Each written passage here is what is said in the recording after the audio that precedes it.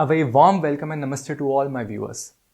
In this video, we'll try to understand that why Venus gives its best results in the first house. Please note, this planetary house placement has to be taken as per the Kaspi chart or KP chart, not Lagan chart. Now, why I'm using Kaspi chart? To understand that, you must read my article on Kaspi chart, which is there on my website. Anyways, coming back to the topic. See, Venus is not only the second most benefic planet after Jupiter, but is also a planet of all worldly knowledge and worldly wisdom. Remember, in the other video, I had explained that how Jupiter gave its best results in the first house by providing or imparting divine knowledge, divine wisdom to the native, and that too in a best possible manner. That is through self-study, self-introspection, self-analysis. Now please note that in case of Jupiter, I am using the word divine along with the words knowledge and wisdom.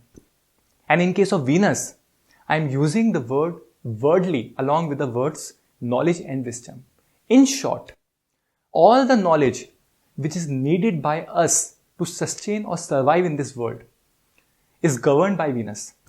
That is knowledge and wisdom associated with love, relationships, all forms of arts, money, technology, physics, chemistry, maths, law, medical, any subject which you can think of.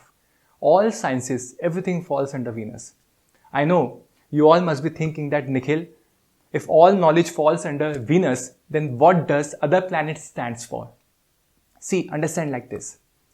When we talk of planets, there are only two planets who have the stature of a teacher or guru, and they are Jupiter and Venus.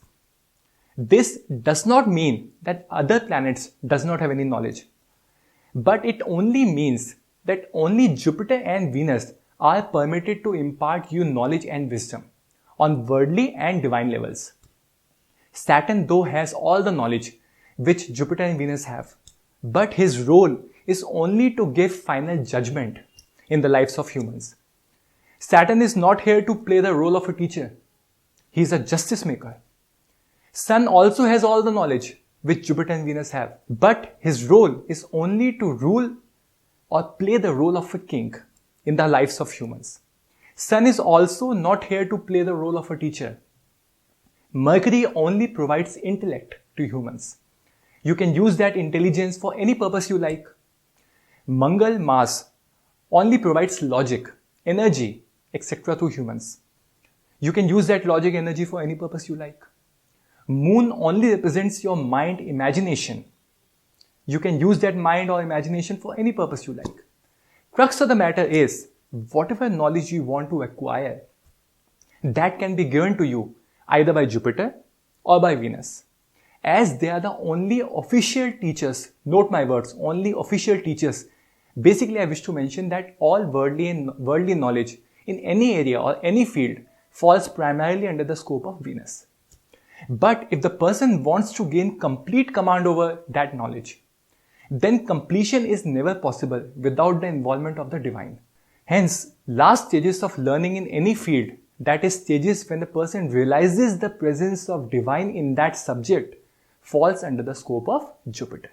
And that is why Jupiter is a Dev Guru, teacher of gods, and Venus is a guru of Asuras or Rakshasas. You can say teacher of mortals.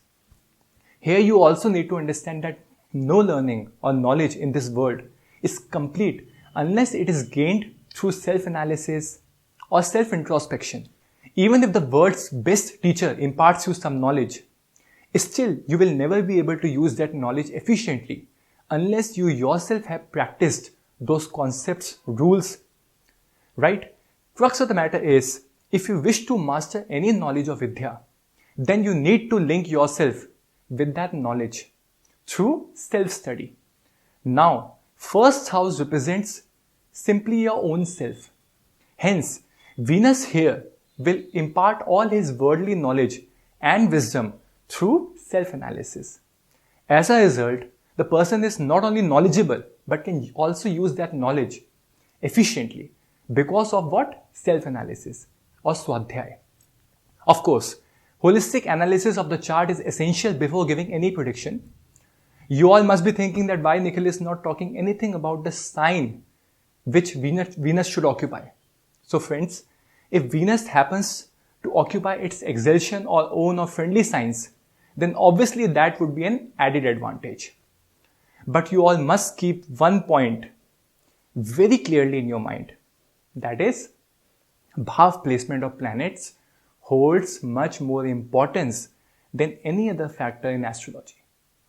And that is why I am discussing house placement here instead of discussing Venus effect in 12 different signs.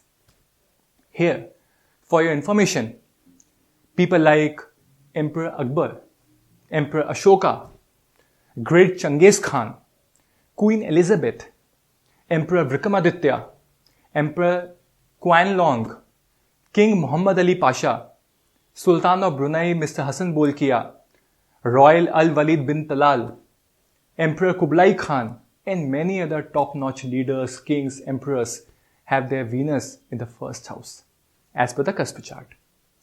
Lastly, the placement of Venus in the first house is more desirable than its aspect.